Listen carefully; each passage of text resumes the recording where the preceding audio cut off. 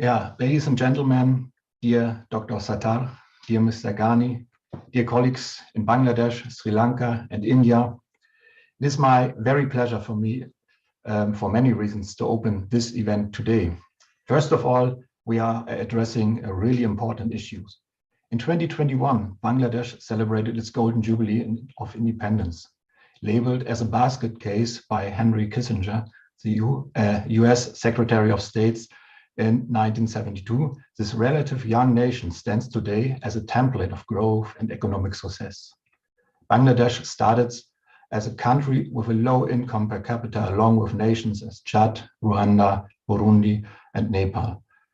Today, the country has crossed her per capita income threshold of $2,000 with a GDP about $355 billion, secured itself as a position in the top of 40 economies of the world in terms of the GDP.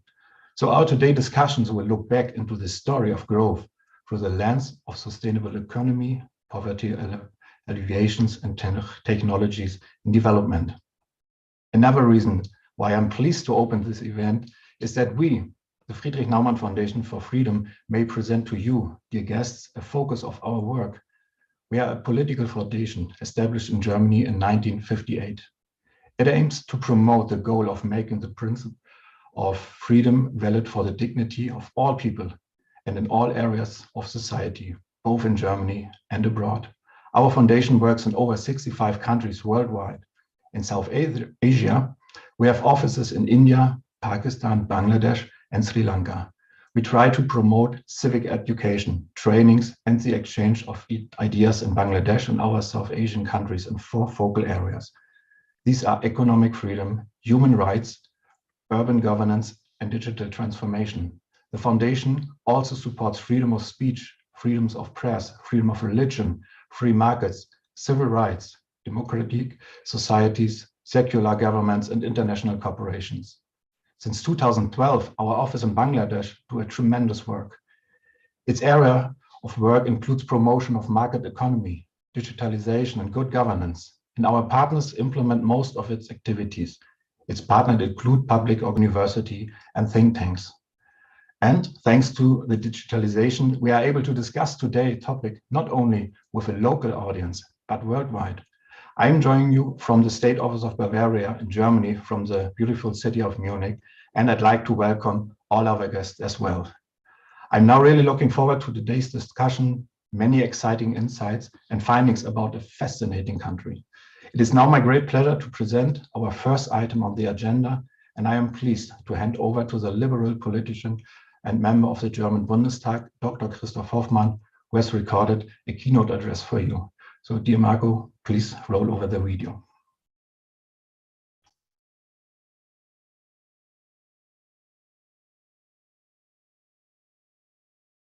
I'm talking to you from the Bundestag in Germany.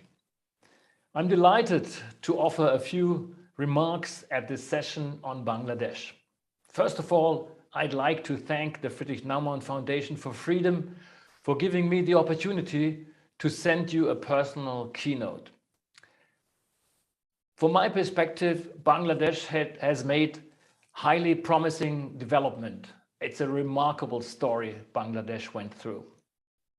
I had the privilege to visit the country in 2019, although it was a brief visit and it was not a convenient visit, as we focused the problems of the Rohingya being driven out of Myanmar. But I brought back some very positive and pleasant memories from that experience and this trip. The country, Bangladesh, has made various progress economically and business-wise. Social and health services are in good conditions. From being a very, very poor country in the 1970s, today Bangladesh is self-reliant on food production. Per capita income, after adjusting for cost of living, is par or even higher than in most developing countries in the world. Poverty indicators in Bangladesh are lowering every year, and that's good news. So the life expectancy is now 73 years. That's a lot. And lower infant mortality rate and high adult literacy rates is a good indicator, and it's better than most of its South Asian neighbors, and it's a success story overall.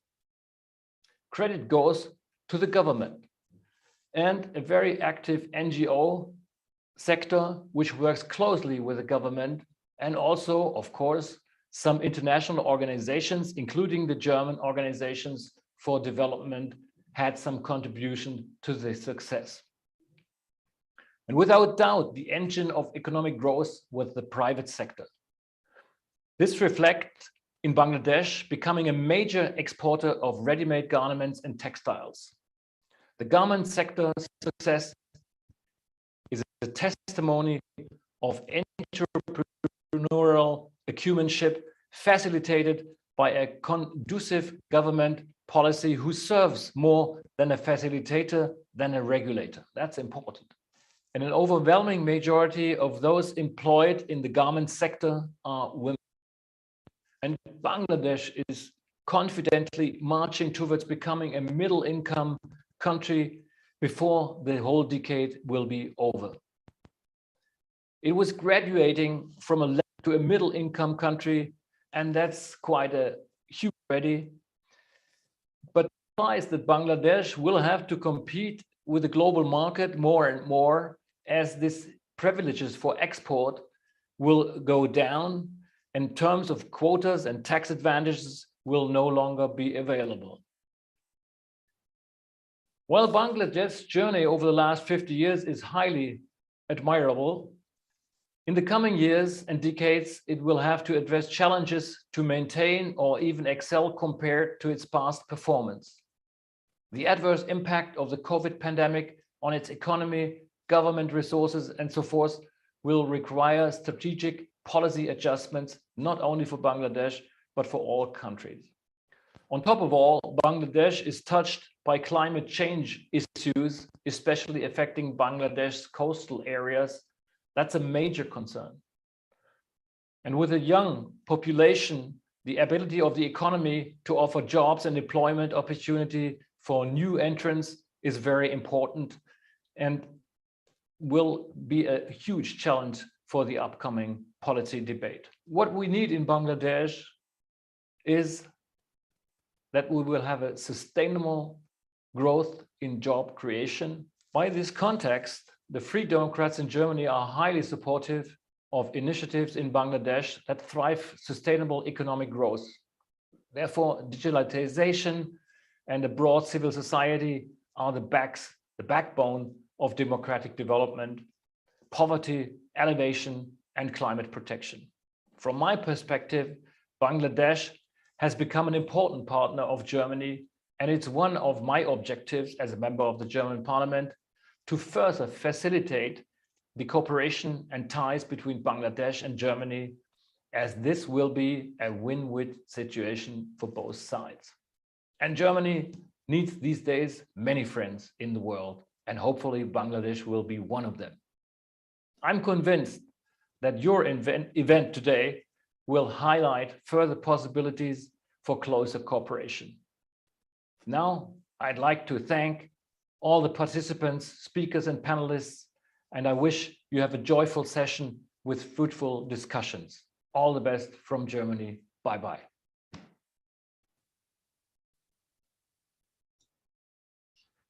Yeah, thank you very much, Dr. Hoffmann, for your exciting introduction. And it's now my pleasure to open the panel and to introduce the moderator and the host of the evening. My esteemed colleague, Dr. Najmul Hussain, will guide you through the evening. Dr. Hussain is a country representative of the Friedrich-Naumann Foundation for Freedom in Bangladesh. He is an economist with over 30 years of experience in teaching, research, and in management. Dr. Hussain received his PhD in economics from Virginia Tech and his bachelor from the University of Delaware, the United States. A Pi Beta Kappa member, Dr. Hussain has to his credit more than a dozen publications in refereed journals and articles. Ladies and gentlemen, as you can see, you are in the best of hands. And Dr. Hussain, the stage is yours, and I want to thank you very much. Thank you, Mike. It's indeed a pleasure and honor to serve as the moderator for this online seminar. Good evening, Assalamu alaikum, and a warm welcome from Dhaka, Bangladesh. I'm indeed delighted and honored to serve as the moderator of this seminar entitled Bangladesh, Henry Kissinger's Basket Case is an Economic Success. Indeed, I had one page full written about a little bit of a background about, where Bangladesh is today, where it was, but the way Mr. Schneider and later on the Honorable Member of Parliament covered Bangladesh's success story, let us dive into and get better insights from our two esteemed panelists today. So I'm going to spare you from listening to my overview of Bangladesh economy, but instead allow me to introduce the two panelists. With me, I have Dr. Zaidi Sattar, a former Bangladesh civil servant who is a trade economist and the founding chairman of the Policy Research Institute of Bangladesh, PRI. PRI indeed is a key partner organization of FNF Bangladesh, collaborating primarily on economic policy issues. Dr. Sattar has some 40 publications in international and national journals and numerous papers presented on trade policy, private sector development, and growth issues, both at the national and international conferences. He is recognized as a leading expert on trade and tax policy issues in Bangladesh. Dr. Sattar frequently offers policy advice to the government of Bangladesh on trade, industry, and macroeconomic policies. Welcome to our session, Dr. Sattar. Our second panelist is Mr. Tariq Ghani.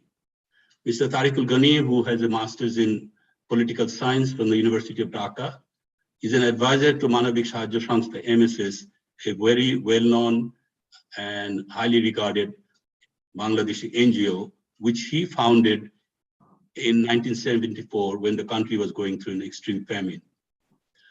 Mr. Ghani co-founded Bangladesh's first citizens coalition for monitoring elections and led the formation of domestic election observer group named Democracy and Election Watch. He is an election and civil society expert, having monitored polls in, the list is a long one, but let me mention a few: India, Thailand, the Philippines, Cambodia, Kazakhstan, East Timor, Sri Lanka, South Sudan, and of course, Bangladesh. Mr. Ghani is a microcredit practitioner. Before we dive into the panel discussion, please allow me to introduce you to my colleague, Marko Bresnik, who will kindly show us a 7-minute video on Bangladesh. Marko, take over, please.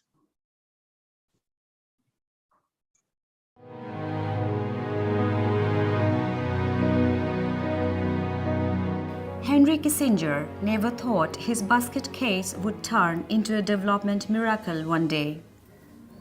In 1971, Pakistan's GDP was 70% bigger than Bangladesh, and now Bangladesh GDP is 45% bigger than Pakistan. Sound economic policies and bold leadership has transformed Bangladesh to a rising Asian tiger. Bangladesh has overcome the challenges of overpopulation, food shortages, coping with natural disasters, and marching towards becoming a middle-income country by the end of this decade. Bangladesh has an impressive track record of growth and poverty reduction. Success has been attained not only in the economic front but also in health and education. The country has sustained social and religious harmony.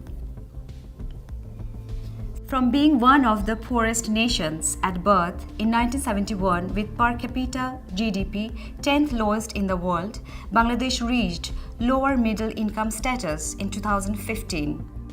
It is on track to graduate from the UN's Least Developed Countries list in 2026 to a middle income country.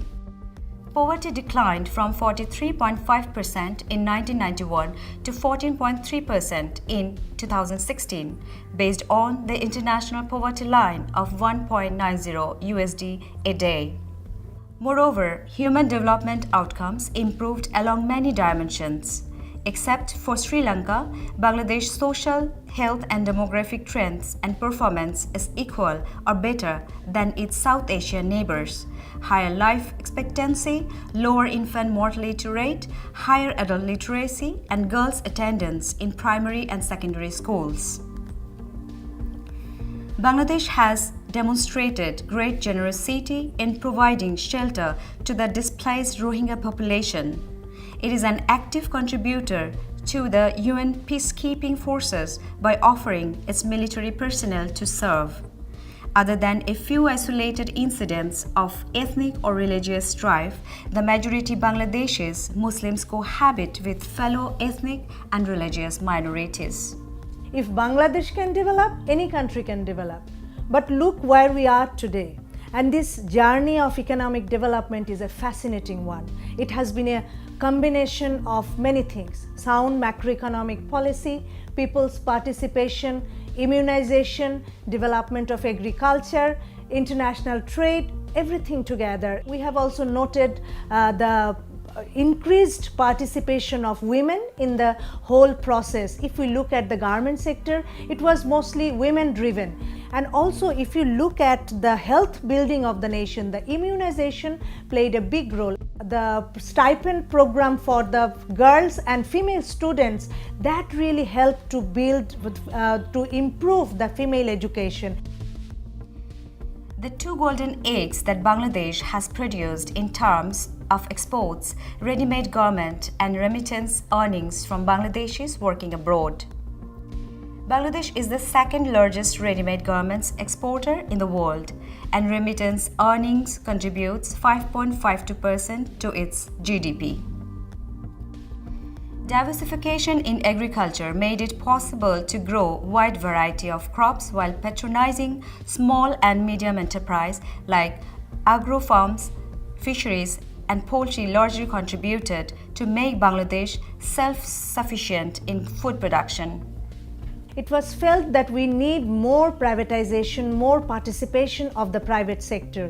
Actually, the people of Bangladesh, policies of Bangladesh together make this miracle happen. Bangladesh will be the only country that is graduating out of LDC list, fulfilling all the three criteria of graduation.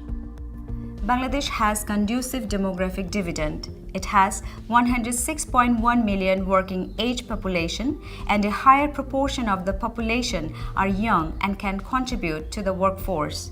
The annual population growth of the country is at around 1.5%. Bangladesh is basically relying on two exports. One is export of textiles or ready-made garments.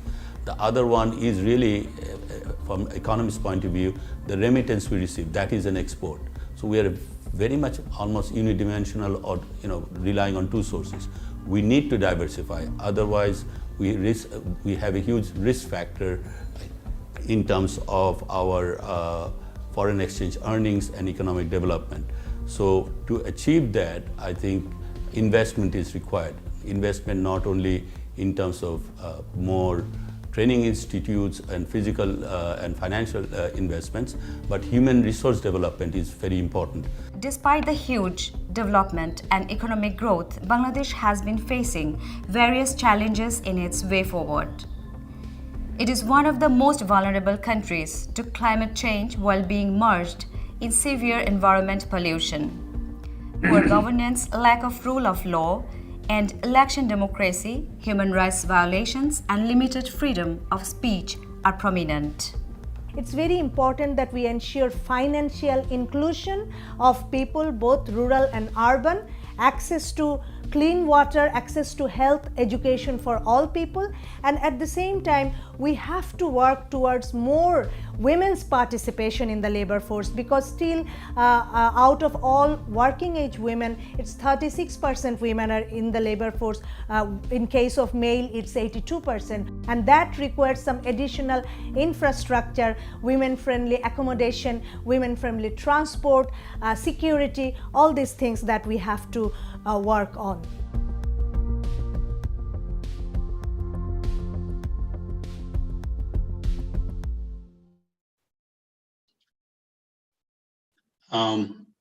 Before I we start the panel discussion, a small observation or a request to our esteemed participants or guests.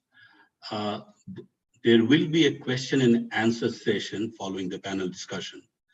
The Q&A session will be moderated by my colleague, Mr. Rajat Kumar, who is based in New Delhi. So I'm humbly requesting the audience to send their questions using the chat option. So my first question today is to Dr. Zaidi Sattar of the Policy Research Institute. Dr. Sattar, from being one of the poorest countries in the world during independence, how Bangladesh is now marching towards becoming a lower middle income economy. More specifically, what are the key drivers and factors of this notable transformation? Please tell us about Bangladesh's 50 years journey in economic development and growth. Over to you, Dr. Thank Sattar. you. Thank you, Dr. Najmul Hussain. You've asked the million-dollar question that Bangladesh faces, and Bangladesh has ready answers. A lot of reasons, yes. I think we begin our story from the start, 1972. What made Henry Kissinger, then a luminary in the diplomatic world, known as a statesman, to use the expression a basket case. Here are the reasons. In 1972, Bangladesh emerged as an independent country with 75 million people, 80% of whom were poor. The per capita income at that time was $90, and Bangladesh was lumped with such African countries as Chad, Rwanda, and Burundi, and Nepal in South Asia. These were the countries with under $100 of per capita income. Besides that, food production. Bangladesh had no mineral resources to talk of. Food production was barely 10 million metric tons, and Bangladesh was a food deficit country. It would have to rely on, it didn't have the resources to buy food in the world market, so it would have to rely on aid to support its, to feed its population. So all of these, and without any mineral resources to talk of, it gave somebody like Mr. Henry Kissinger, not apart from the fact that he opposed the liberation of Bangladesh, to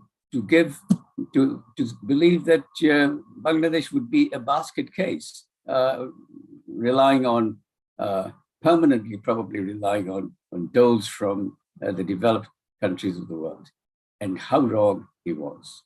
Today, as the documentary already mentioned, Bangladesh attained lower middle income status in 2015. That's the World Bank definition.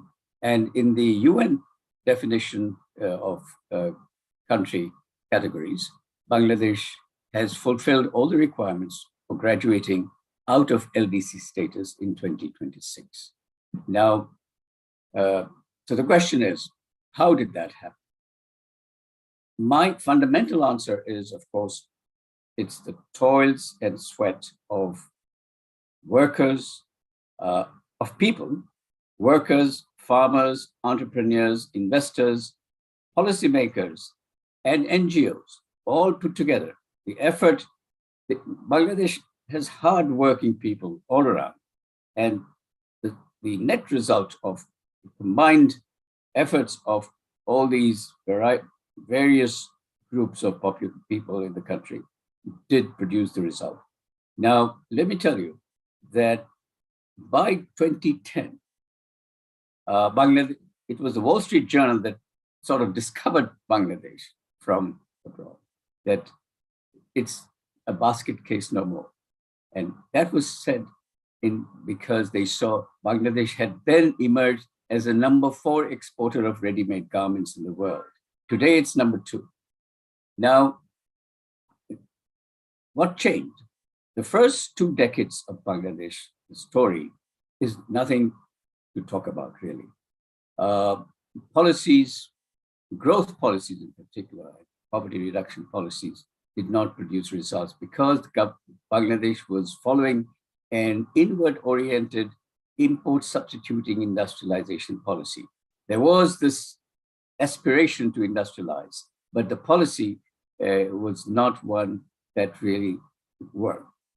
Import substitution industrialization as a strategy of industrialization and growth had already had already become neglected, sort of derided around the world at that time because of all the problems that emerged from the protection of industries for too long. It was in the 1990s, the third decade of Bangladesh's existence, that Bangladesh completely switched course from an inward-looking economy to an outward-looking economy, embracing export-led growth strategies by significantly liberalizing its trade policies, embracing trade openness, making the exchange rate flexible, making current account convertible, and removing quantitative restrictions on imports, and so on and so forth. So all of plus market orientation within the economy. All of these combined turned Bangladesh economy around, and we have benefited from 30 plus years of that radical change in policy since the early 1990s.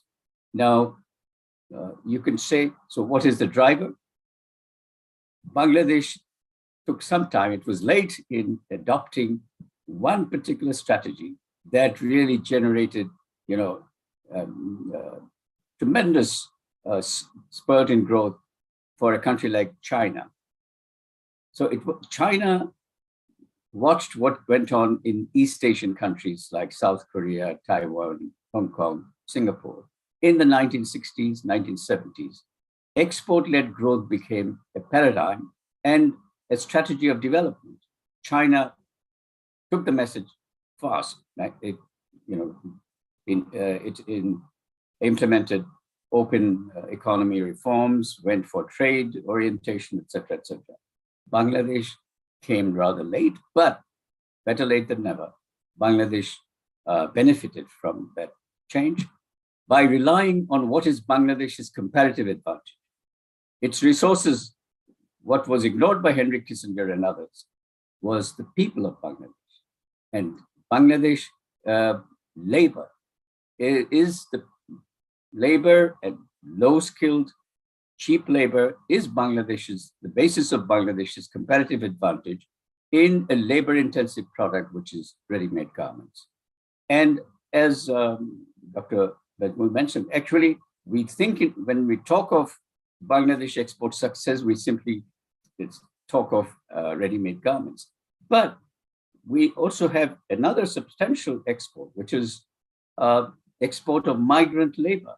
And that's a substantial amount, whereas export of garments has reached, this year it would be $40 billion of garment export. We have $22+ billion receipts from the remittance of migrant workers abroad. We have about 10 million plus migrant labor temporarily living and working abroad. So we have two sources of foreign exchange earning, which makes our external balance very stable. In fact, one of the fundamental reasons for Bangladesh's rapid and sustained growth is its macroeconomic stability. Internal stability, with fiscal deficits being very sustainable, under 5% of GDP for 25 plus years. And on the external side, we've had a current account balance that has been sustainable for all these years. So macroeconomic stability has been a sort of foundation for Bangladesh's rapid growth, which can continue even today. So if we want to know what the drivers were, yes, it is trade and export-oriented trade. However, we've got some constraints. There's always this question, why is it Bangladesh is just limited to exporting ready-made garments? How come there are so many other labor-intensive products around the world and Bangladesh cannot export? Here is another unique situation in Bangladesh, what I call trade policy dualism. We have one trade policy for ready-made garments. It's a free trade regime for ready-made garment in the sense that there are no taxes on exports or imports of intermediate inputs. All intermediate inputs into that sector come duty-free. For the rest of the products that Bangladesh produces and exports, some of them, that policy is not applied. So the non-garment exports, which also produce and sell in the domestic market, are subject to high protection from the tariff regime. As a result, the incentive system is such that exports of non-ready-made, non-garments are not incentivized. In fact, what we have is a case of anti-export bias for these non-garment exports. And that is the reason, that is the main reason why we are not diversifying, why we are not able to diversify our merchandise export. Mind you, we are actually let's say two product export, ready-made garments and migrant workers. These migrant workers export factor services. In order to we have to continue on this export oriented strategy because of the simple reason that the domestic market is not large enough to generate high growth. Bangladesh is now targeting sustained growth of 8% plus. It has reached 7%, 6-7% has been there already. To generate sustained growth of 8%, it must target the international market. The domestic market is simply not large enough to generate 8%. It has not happened in history. It has not happened in any other country. China, Vietnam, they are all leveraging the international market for high growth. And that is what Bangladesh will have to continue doing. So, these are the factors that I would see as the reasons that bring Bangladesh out of the basket case story. And it is being described as a development success story, a development paragon, and some analysts are even effusive to call it a miracle on the Magna. They think that, it's a surprise. Bangladesh, if you hear Henry Kissinger's prediction, one would be very disappointed. But here is Bangladesh that surprises, people. But I would say it is not a surprise. It is not a paradox. It is the result of the efforts, hard toils and sweat of Bangladesh people, who are its main resources. We don't need mineral resources. Mineral resources can be a curse, but people are not a curse. And that is what Bangladesh has benefited from, its population. It's very hardworking, very dynamic, and very outgoing population. We have first generation entrepreneurs who now compete in the world market. Very, very, and people thought in 1970s that Bangladeshis are not business people, not industrialists, not entrepreneurs. And here we are. Thank you, Dr. Sattar. Generation. Thank you. Thank you, sir. Thank you. That was very comprehensive, very convincing. The message is, the future lies with exports, and our labor force is our asset. It's not a liability, which a lot of people thought. Going back to the Malthusian theory to today's world, some are still thinking along that. Thank you, sir. I'll be coming back to you again soon. But now let me move on to Mr. Tariq Ghani, a long-term NGO activist. Please tell us a little bit about the emergence of NGOs in Bangladesh, or a bit more specifically, what role NGOs have played in Bangladesh's progress during the past 50 years in various sectors, health, education, as well as sustainable economic and social development. Over to you, Mr. Ghani. Thank you, Dr. Nathmun.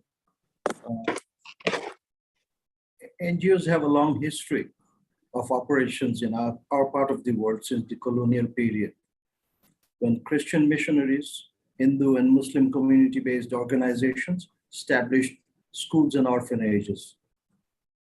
Ranada Prasad Shah, R.P. Shah, popularly known as, established the Kumudini Hospital in 1940 after making fortunes in coal trading.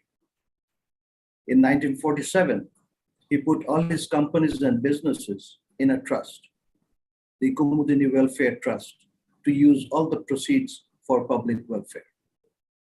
Then East Pakistan had only a few international NGOs like Christian Relief Services, the Quakers, the American Peace Corps, and CARE, who were engaged in emergency relief operations.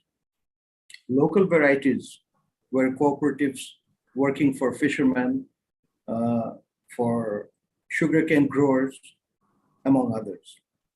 Hassaniya Mission was launched in 1953 by Khan Bahadur Ahsanullah for enlightenment of the soul and social services for the masses. The Bangladesh Academy for Rural Development was established in Kumilla, and the Kumilla cooperative model was launched in 1959. The systemic exploitation of wheat in East Pakistan, followed by massive destruction of the economy, infrastructure, and livelihoods caused by the Liberation War, posed an insurmountable challenge to the government of the day. Millions of people returned home from India in a war-ravaged country and had no food, no shelter, no medical help, and other basic needs. It is at this point that Mr. Henry Kissinger had called us a basket case. If he was there today, I'm sure he would have edited his comments now after seeing the progress that we have made over the years, in the past 50 years to be precise. It is in this context that the first generation of Bangladeshi NGOs emerged, primarily focusing on relief and rehabilitation. Indigenous NGOs like BRAC and MSS were established in 1972 and 1974, and others also came up to provide relief and engage themselves in rehabilitation and reconstruction work. Over time, NGOs then shift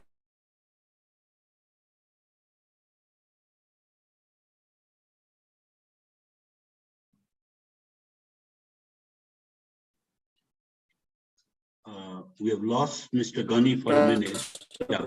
their work towards social and economic development of vulnerable groups. New work in delivery services. Soon, the need to make some of the social ladder in terms of income became pronounced. In the late 70s, Nobel laureate Professor Yunus successfully experimented with the microcredit program and soon institutionalized it as the Grameen Bank. Under the Grameen model, collateral-free loans were offered to unbankable people, marginal women in groups, with nearly 100% loan recovery.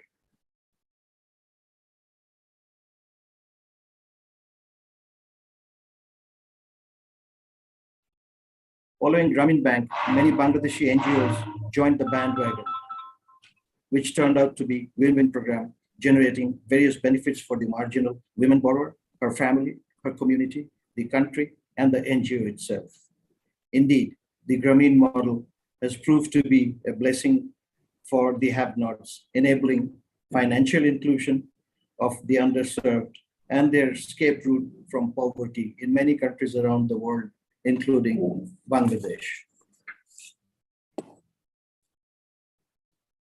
Shall I continue with the contributions of the NGO to the growth of this country? How about Tariqul for another 2 minutes, maybe? Yeah, okay. Since the late 1970s, NGOs have played an increasingly prominent role in the development sector, widely praised for their strengths as innovative and grassroots-driven organizations with desire and capacity to pursue participatory and people-centered forms of development and fill up the gaps left by the state in meeting the needs of their poorest citizens. It is well known that since the 1980s, Bangladesh has made astonishing progress in a wide variety of development indicators, such as reducing the prevalence of extreme hunger and poverty, increasing primary education enrollment rates, and reducing child and maternal mortality, among others. This progress has been mirrored by an impressive record of sustained GDP growth spanning decades. Much, if not most, of Bangladesh's development has happened outside the purview of successive governments.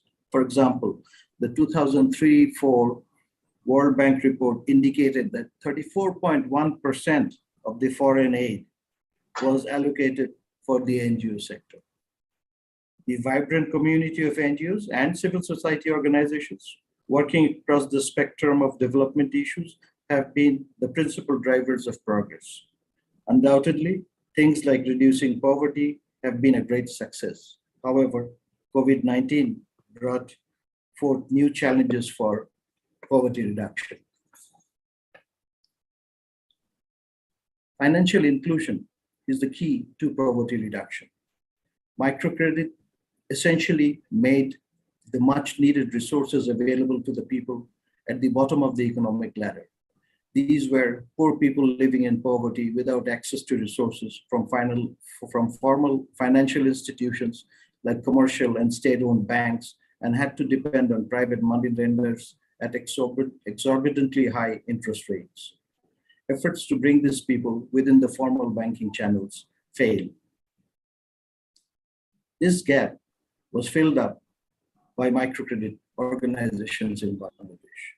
There are around 750 microfinance institutions, also called NGO MFI, operating under the Microcredit Regulatory Authority. Their contributions during 2019-2020 are stated below. The contribution to GDP is estimated at 16.5%. They serve 40 million clients with a credit portfolio of 1,041 billion taka, of which constitutes 13.25% of all bank credits. 56.35% of agricultural credits were handled by NGO MFIs. These borrowers have accumulated savings and deposits amounting to 540 billion taka, which is 4.29% of all banks' savings. NGO MFIs usually create employment in two ways. First, they provide the work in their own organizations, which is around 300,000. This does not include NGOs, but only MFIs. BRAC alone employs nearly 100,000 people, the largest NGO in the world. Secondly, they provide loans and management assistance to individuals, creating new employment opportunities estimated to be at least double the number of borrowers, each creating employment for one other person. These estimates do not include the contributions made by non-MFI NGOs. And these MFI NGOs also provide services in health, education, training, humanitarian assistance in emergencies and other social development programs, the cost of which is generated from the surplus income of the MFIs. So these are some of the contributions that NGOs have made to the development of Bangladesh and over the past 50 years and taken the country where it is today. Thank you, Mr. Ghani. I think this has been a wonderful articulation of indeed a very deep and engaging role that the NGOs have played in Bangladesh for the last decades, especially targeting the poor. Thank you again. I go back to Dr. Sattar.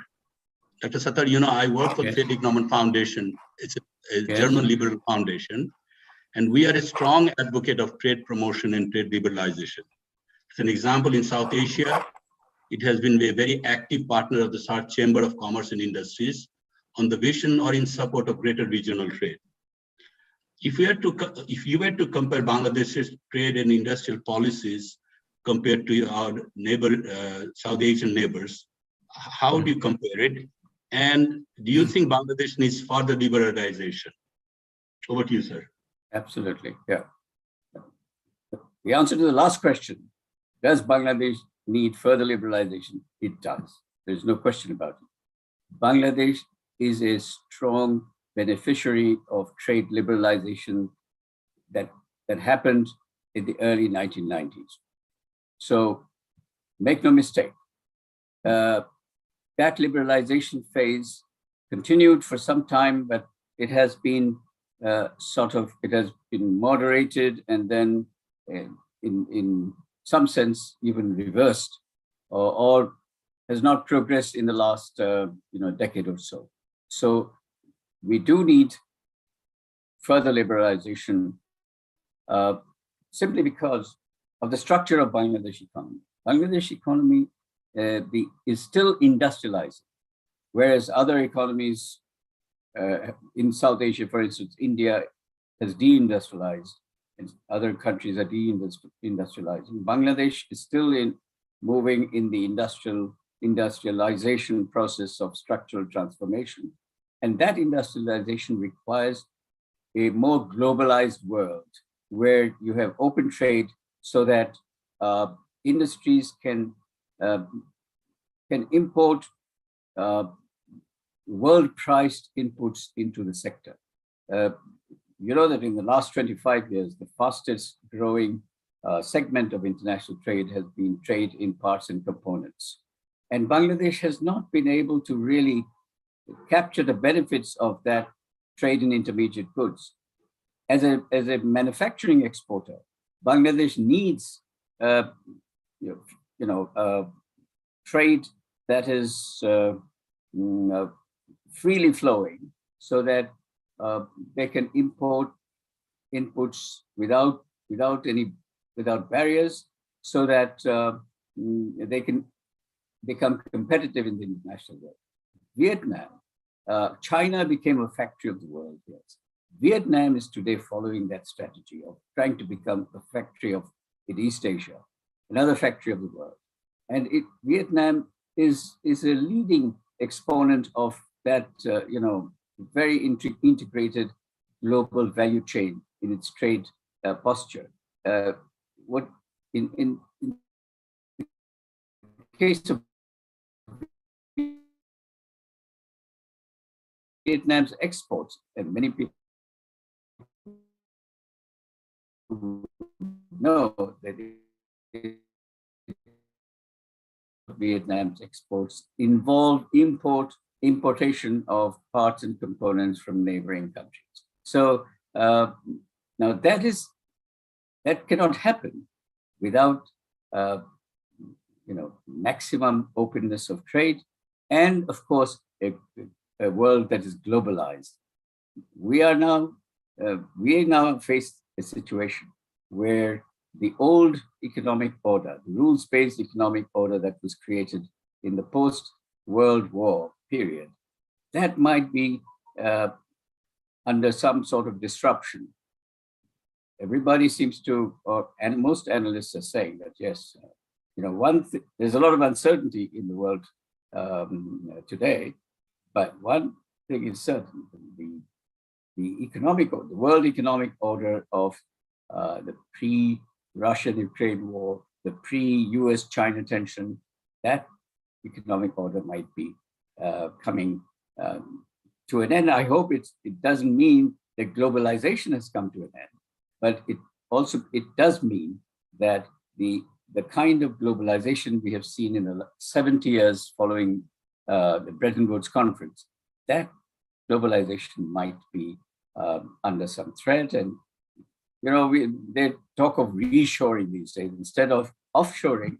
So that's an inward-looking, more protectionist stand that is being taken by various countries, including developed countries, and that's not a good sign. So to answer your question, Bangladesh needs to continue on a further liberalization because, as I already mentioned, why Bangladesh is unable to diversify its merchandise exports from ready-made garments to other labor-intensive products. Bangladesh does export a total of 1,400 six-digit HS code level export products, but very small quantities, nothing past one, something like 250 of them when we researched were exports valued at more than $1 million. So what is the problem in the non-garment sector is simply because of the dual trade policy that I talked of.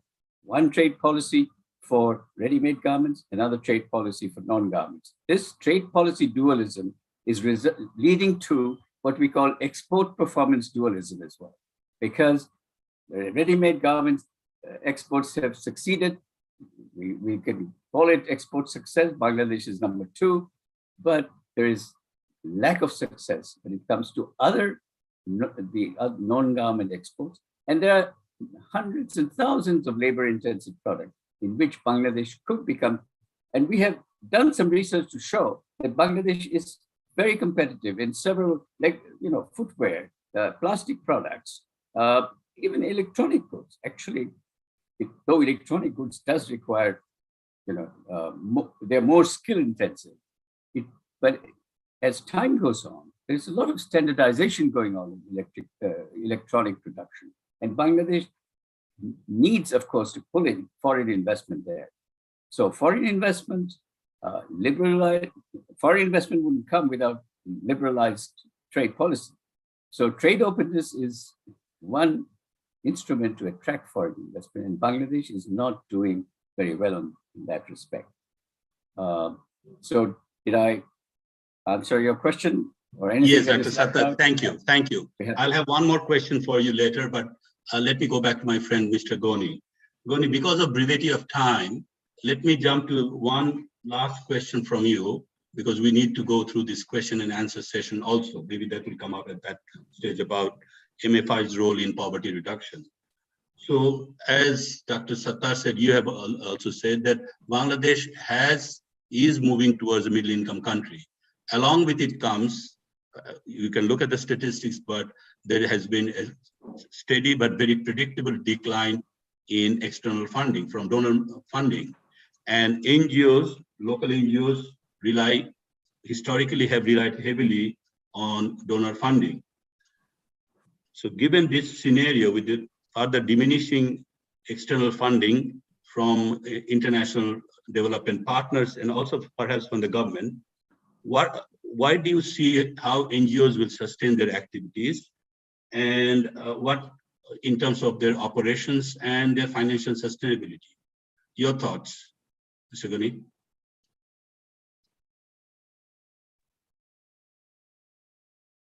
No, the NGOs now face a lot of challenges here at this point in time.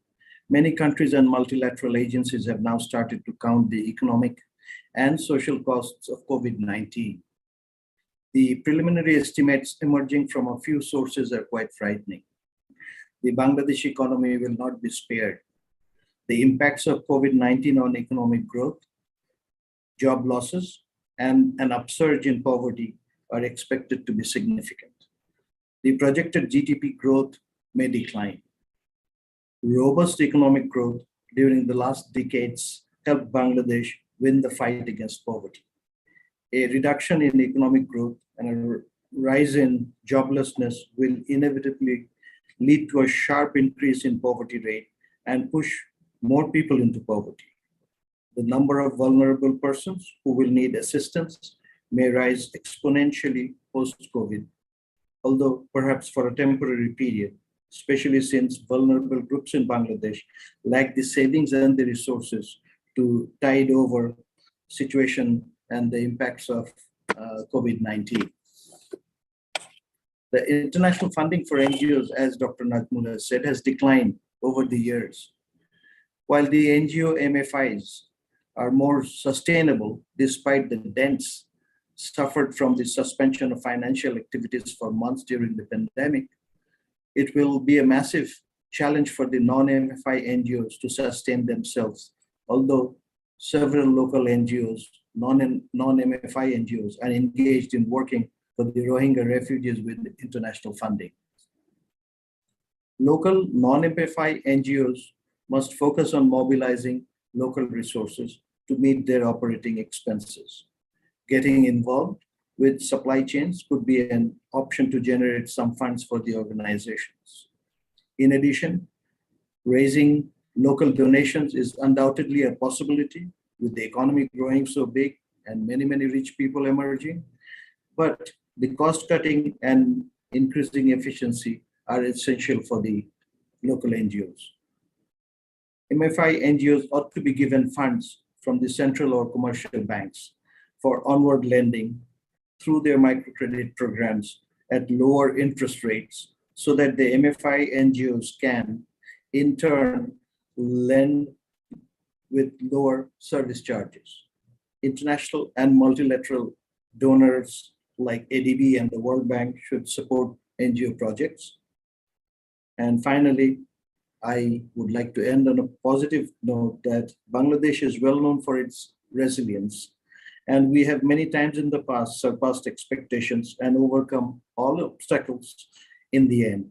Following on this, it is presumed that Bangladesh will eventually emerge as a stronger nation after weathering the perils of COVID-19.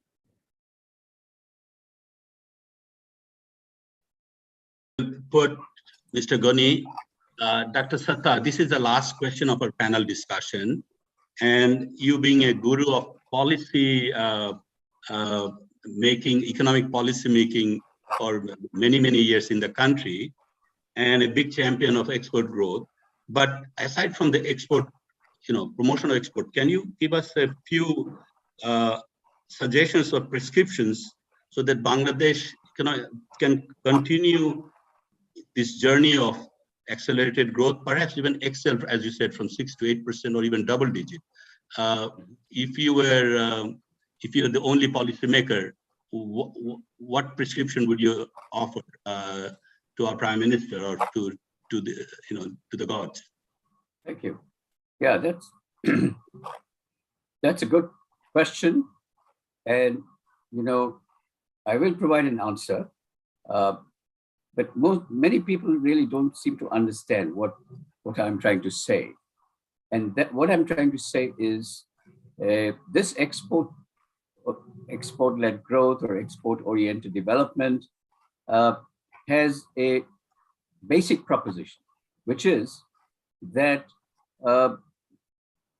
you can leverage developing countries today can grow at very high rates. 7, 8, 9, 10%. Countries like, East Asian countries in the 1960s and 70s, China throughout the 80s, 90s, and even the last 10 years, first in the first 10 years of the 21st century. They have grown fast by leveraging the world market. Okay, the world market size is increasing. It is at $83 trillion now. In Bangladesh, when it comes to ready-made garments, it has a 6.5% share of the total ready-made garment. Bangladesh were to not export ready-made garments but sell in the domestic market, how much could it, produce and sell? $1 billion, maybe $2 billion. That does not create the jobs that are necessary. Bangladesh needs to create 2 million jobs every year because of the labor force that is coming into the domestic market. So the whole idea of export-led growth comes from the fact that there is an unlimited demand for Bangladesh's products abroad as long as you can produce competitively. And Bangladesh has proven to the world that it can produce world standard products. And I'm saying world standard because garments are not exported to third world countries. Ready-made garments Bangladesh exports to the developed countries of the world, the European, the EUs and the UKs and the North Americans, and of course, Japan and East Pacific countries.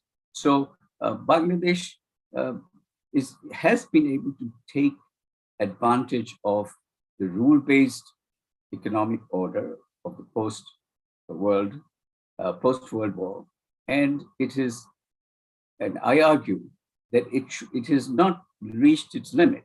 The world market is still open for countries like Bangladesh. And if Bangladesh wants to grow at 8%, 9%, and that's the average growth that has been targeted in the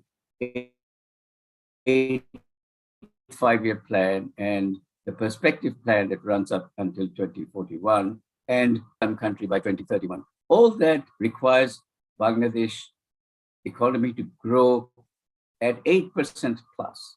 And that cannot happen. Historically, it has been shown. It cannot happen even in China and India, which are large economies. 8% growth and 9% double-digit GDP growth could not happen unless China leveraged the world market for its exports. Bangladesh is still not there. Bangladesh needs to take that leap now in order to be able to achieve 8% growth. We know that domestic agriculture, for instance, is a the driver of Bangladesh's development as well. Agriculture will have to be very productive agriculture in order to contribute. But agriculture doesn't grow that fast. The fastest growing sector in the economy is manufacturing sector. And manufacturing currently, 55% of manufacturing is now export-oriented in Bangladesh. It has to be, I would say 75% of Bangladesh manufacturing should become export-oriented. That is when we will be able to get sustained 8% plus growth in the future. But that requires staying competitive. And staying competitive will require, and then, having large world market size is not enough. We have to get access to that world market. The rules, the textbook rules that you have free trade, that doesn't happen. So to get access, one is, of course, Bangladesh is a member of the multilateral rules-based system, WTO. But beyond that, what is needed is Bangladesh to get, free trade, get into free trade agreements with large countries and large regions. Like, RCEP is the closest big region and a big market in which Bangladesh should try and see if it can sign an FTA. But let me tell you also, what is the barrier? Why is Bangladesh not being able to sign an FTA with any significant country? It has to be a large country. In order to benefit from an FTA, it's not enough to sign FTAs with a small country. You need to sign FTAs with large markets, FTAs with large regions.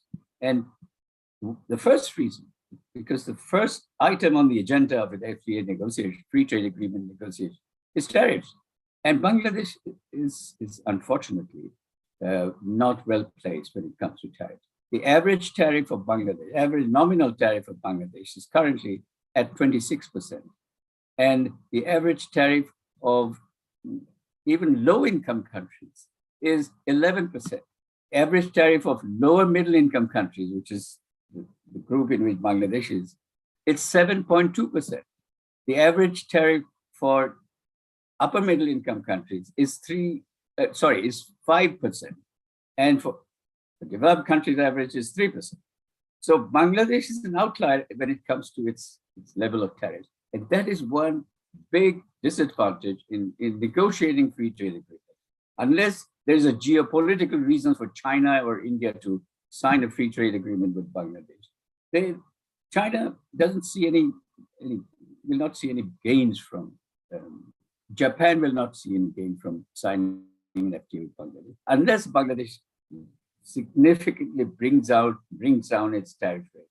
Now, there is some good news coming out of the government policymakers, and I'm told that in the coming budget, there is some movement to come up with a national tariff policy that includes rationalization and reduction of tariffs.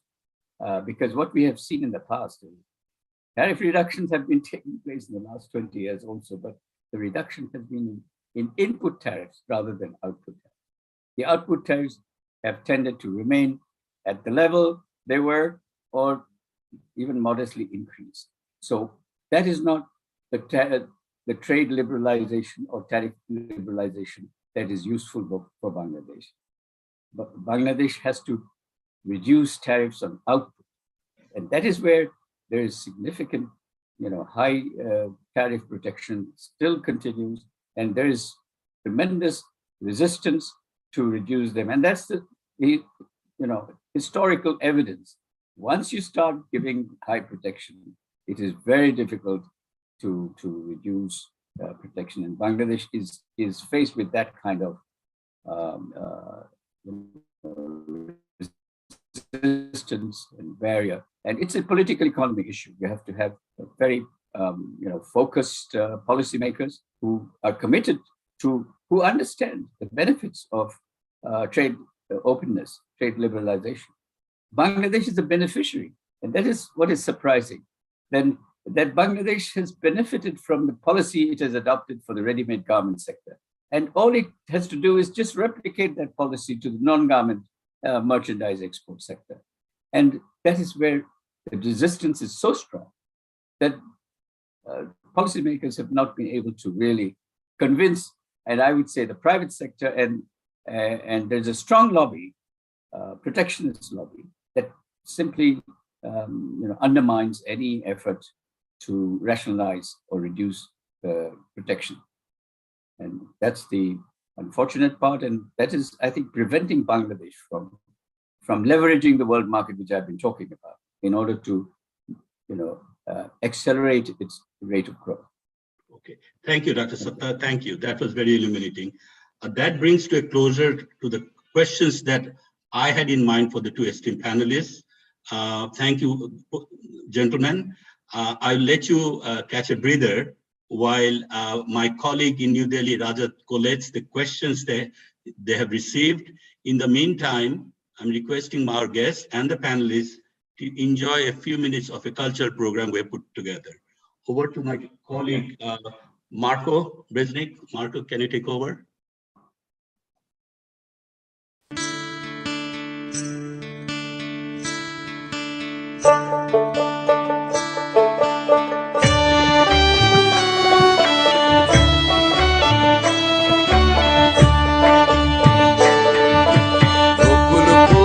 বকুল ফুল সোনা দিয়া হাত কানো বাঁধাইলি বকুল ফুল সোনা দিয়া হাত কানো বাঁধাইলি শালুক ফুলের লাজ নাই রাইতে শালুক ফোটেলো রাইতে শালুক ফোটে শালুক ফুলের লাজ নাই রাইতে শালুক ফোটেলো রাইতে শালুক ফোটে যার সনে যার ভালোবাসা যার সনে যার ভালোবাসা সেই তো মজা লুটেলো বকুল ফুল সোনা দিয়া হাত কানো বাঁধাইলি বকুল ফুল সোনা দিয়া হাত কানো বাঁধাইলি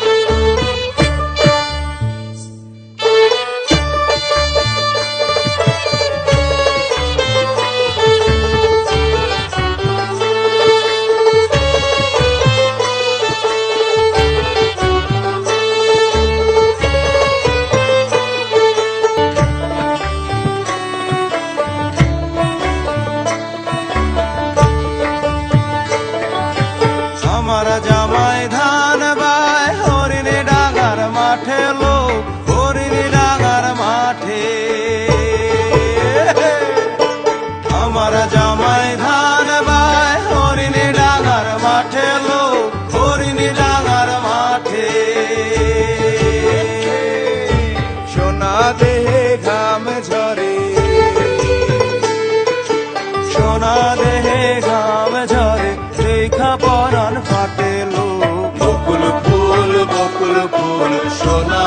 দিয়া হাত কানো বান্ধাইলি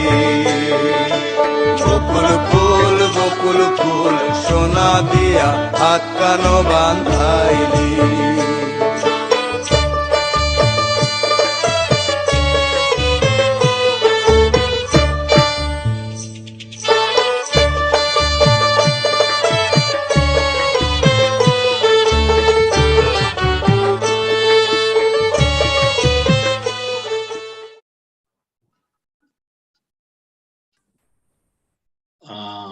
I hope you all enjoyed that. Now over to my friend and colleague Rajat Kumar in New Delhi. Take it away, Rajat. Thank you very much, Dr. Najmul. Good evening, ladies and gentlemen. My name is Rajat Kumar. I am the Program Manager for Digital Transformation at the FNF South Asia office in New Delhi. I'm very sorry I wasn't able to join the two of you earlier, Dr. Sattar and Mr. Ghani. It was very good to meet you. We've got a really remarkable set of questions, and they've just been coming in even during the cultural performance. So I'm just going to jump right in. We've got three sets of questions, really.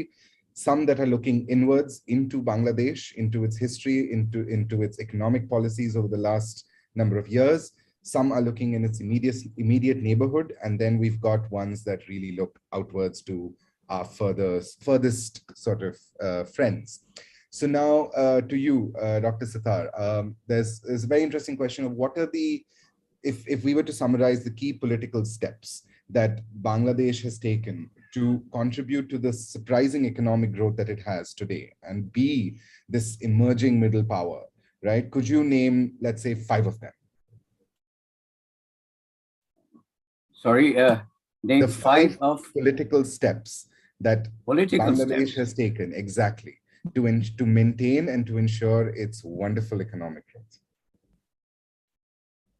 Well,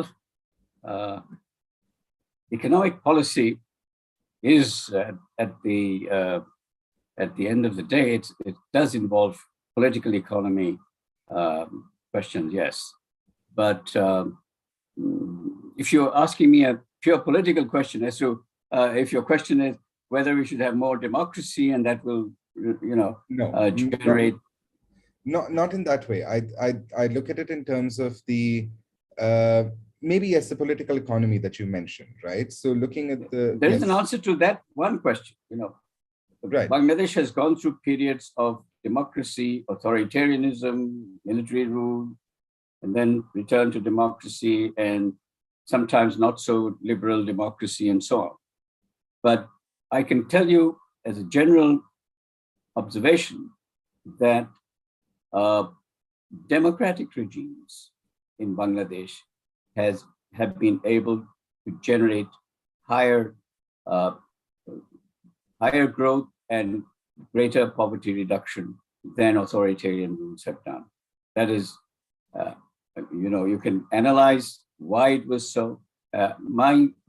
My assessment I've seen is that political governments, democratically elected political governments, have tended to have more authority, and when it came to reform, they could implement significant and sometimes even radical reform.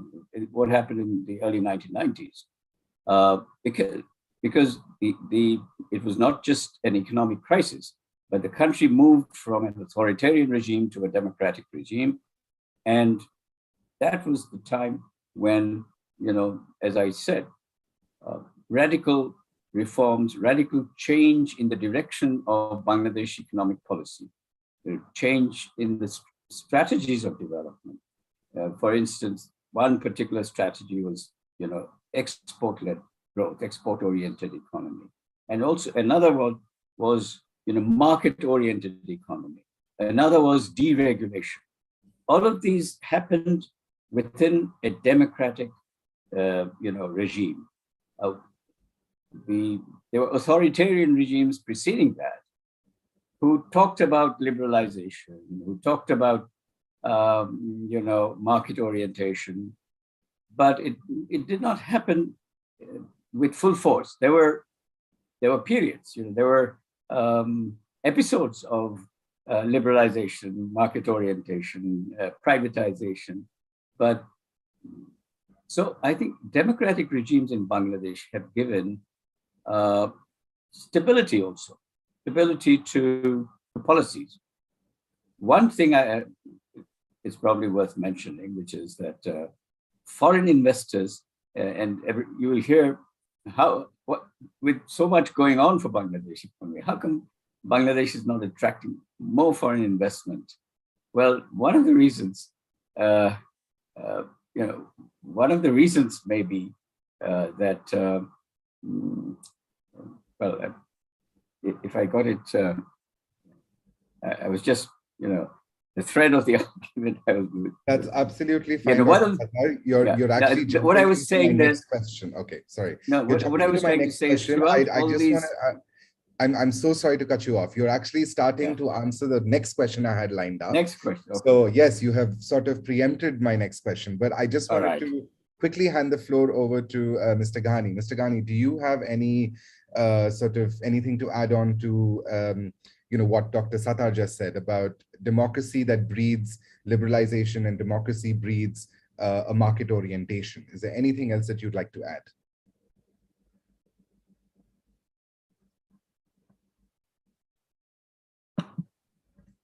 Mr. Ghani? Sorry, can I have the question again, please? Right. So there was this, what I asked Dr. Sattar was, with regards to the political economy, what have the key steps been to really ensure and to sort of create Bangladesh as this emerging middle power? Now, Dr. Sattar's response was more focused on the fact that democratic regimes in Bangladesh have had greater success in promoting a more market-oriented approach as well as promoting the liberalization, and that consequently affects and improves overall growth. I was just wondering if you have anything to add from your end. I would think that we lack on the democratization front. We have not made advances, rather we have come back several notches on the democratic front, although we look forward to having more participatory elections, more representative parliament. We're hoping that credible elections will come. And I personally believe that economic development cannot be sustained without people's participation in the political and the social processes. So it is important that democracy has to come in at some point, although we had democracy in the past and then we're going through a lean phase now. I hope we'll have better democratic institutions soon in the next elections perhaps, and it's necessary. Absolutely. I think the thing I can take away is that I think we've come a long way according to Dr. Sattar, and Mr. Ghani, you have said that we still have a long way to go. And I think that's a brilliant sort of takeaway over here. Dr. Sattar, you were preempting my next question. So with regards to foreign investment into Bangladesh, who are the current sort of top 5 foreign investors in the country? And then once you're done with that, we'll sort of move into a question more focused on Europe. Please, sir. Oh, quite well. I haven't seen the ranking. You mean top 5 countries? Singapore is leading. Singapore, India, and of course, United States is also invested. Europe, among European countries, we have UK. UK would be among the top 5 as well. India is definitely there. So China, Japan has something like 300 plus firms involved in Bangladesh. And so now, these are the top 5 names I can think of. And now, one statement I can make is, if foreign investors who have come to Bangladesh, usually not left. They are hesitant to come, but once they have come and they have set up their shop, they do not leave. That's a good thing. And for all the upheavals, political upheavals that have taken place in Bangladesh in the last 30 plus years, policies regarding foreign investors, have not changed. No foreign investment was nationalized or taken away. So it has. So that's a message that is worth passing on. Right. And it's lovely. And it's very interesting that you say that once they have come in, they have never left. So why, in your opinion, is that? What are the key? I would say return on investment in Bangladesh is one of the highest in the world. Of course, investors look at not just return, but the risks involved. So I guess on balance, when they compare risks and returns, they still don't find Bangladesh that attractive, but I think things are changing. One of the problems in Bangladesh was land. Bangladesh is a small country in terms of land size. It's now a big economy, $416 billion, and it's the 40th rank in terms of nominal GDP. But land mass is very limited. Land is pretty expensive, and there are lots of problems in land records and things like that. So that has discouraged. But recently, the government has undertaken a program of setting up special economic zones. They're targeting 100 special economic zones in the next 3, 4, 5 years. Only a few have started. These economic zones are going to be provided with the infrastructure needed, with the land needed at a reasonable cost. And the expectation is that foreign investors will be coming in. And some of these special economic zones have been specifically allocated to countries like India has one, Japan has one, China has one, and so on and so forth.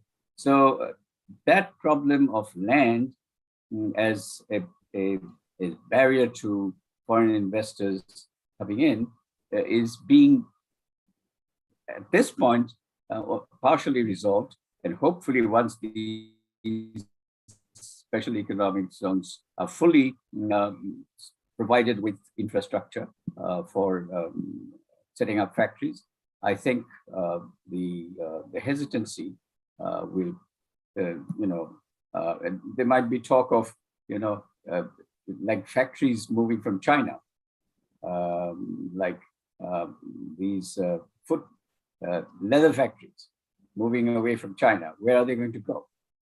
People say they're going to Vietnam, they're going to Cambodia, Laos, and so on and so forth. But Bangladesh is one destination which will attract some of these, not all, some of these investors in Bangladesh. No doubt. Rajat, Yes. sorry to, regrettably, we just have 2 more minutes. Then we have to have concluding remarks from my colleague, Ulfa Heinze. So maybe the last question for Mr. Ghani. Sorry, Yeah. We just are running out of time. That's absolutely fine. Thank you very much, Dr. Najmul, for being a very, very tight timekeeper here. So, Mr. Ghani, so you have the honor of last question.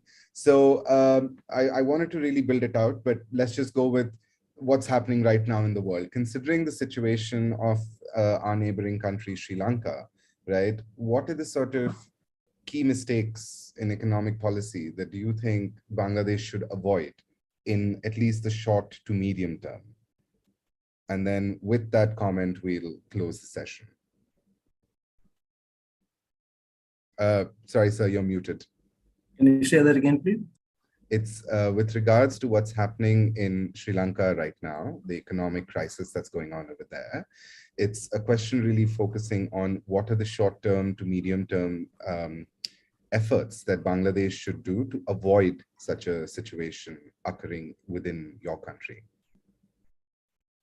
I mean, this is partly an economic question, perhaps for Dr. Zaidi Sattar would have addressed, and it's partly political. Political, I say, because, the way the things have been running there, Sri Lanka has been one of the leading countries in the region. And where it is today, it's very, very sad and pathetic. I've worked in Sri Lanka for several years, and I've found some of the very enlightened people there. And that they had to come to this situation is very, very unfortunate. And one thing I would say that,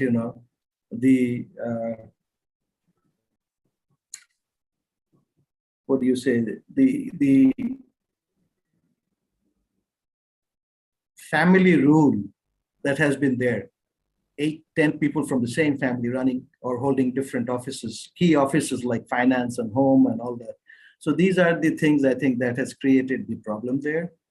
So I think any country should avoid those family rules, although in politics now, family is family politics, or people from the same family come into politics or develop an inherent right or access to these political offices. So, and giving political space to the political opposition is also necessary. Right. Which Thank you very was much. not there in Sri Lanka.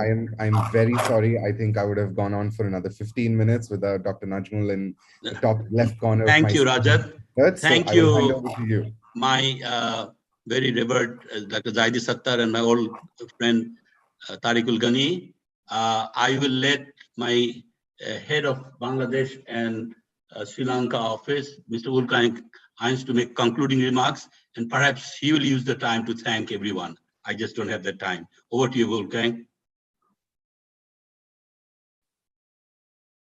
Thank you so much, Dr. Najmul Hossain, and also for this beautiful moderation. And also thank you so much, Rajat Kumar, for the beautiful Q&A session. I'll also try to be very quick since we are running out of time. Well, first of all, I believe that this was really an excellent event in showcasing how Bangladesh actually developed from, the basket case that we heard so much about, to really an economic powerhouse in the region. And this is really nice because, very often when you look at international news, you see Bangladesh being mentioned, when there's a natural disaster, like a flooding, or when there's a man-made disaster, such, in the clothing industry. And, while all these topics need to be addressed, we should also look at other developments in Bangladesh. We talked about the economic rise today. And as we heard earlier, that talk actually didn't happen until rather late. It's not a topic that is very often discussed on an international platform. And therefore, I'd really like to thank the excellent speaker, Dr. Zaidi Sattar, and of course, Mr. Tariq Ghani, for giving really this nice insight. Especially given the fact that, this is late at night in Dhaka, it is the Ramadan season, so much more. Thank you to both of you. And of course, the team in Dhaka for making this, possible. We talked about the macroeconomic stability, opening up the market, liberalizing the economy, and other policy changes that have really led to this export-led growth. It has led to the development. And, while we all know that at the end of the day, economic growth cannot solve all problems, it's really, without economic growth, you have much more problems. So economic growth is important. But what is also important is the role of NGOs. And we've heard that just now with Mr. Tariq Ghani giving us an insight there, giving an insight into all these NGOs that really sprung up and who did really innovative work that has not only been, an example for Bangladesh, but really worldwide. And it also led, of course, to, Nobel Prizes and other recognitions worldwide. And that is really great. Now, when we talk, about all of these topics, we can really see how relevant this is and how important this also is for Bangladesh, but also to be seen by other people internationally. And therefore, I very much believe there are many more topics that can be discussed on, an international platform like this one when it comes to Bangladesh. In my opinion, Bangladesh is very much overshadowed by its neighbors, by countries near and far. And that is really a shame, because I believe that there is so much to talk about in Bangladesh. We had some discussions already. We had that also in the question and answer period, where we really touched upon a lot of topics. I also saw in the Q&A session, there's actually a lot of room and a lot of demand for talking about issues. And we really, as a foundation, would like to be a platform to discuss all of these issues. So, you know, for this event and for the coming events where we can talk about all of these topics, I would really like to thank the colleagues for their great support in Dhaka and the regional office. Foremost, of course, Dr. Najmul Hossain, and of course, our regional director, Dr. Klein in Delhi. And of course, I would like to thank my dear colleague, Mike Schnierer, and his team from the Munich office for giving us this chance to discuss this in Munich, in Germany. And last but not least, I really would love to thank you all, the audience, because we've had great questions, great insights, and I'm very much looking forward to also your participation in our next talk on Bangladesh. So very much looking forward to seeing you then. Thank you very much. This is Wolfgang Heinze. Thank you to FNF and its team for the partnership with PRI. Thank you. So it's good night from Dhaka, Bangladesh. Good night.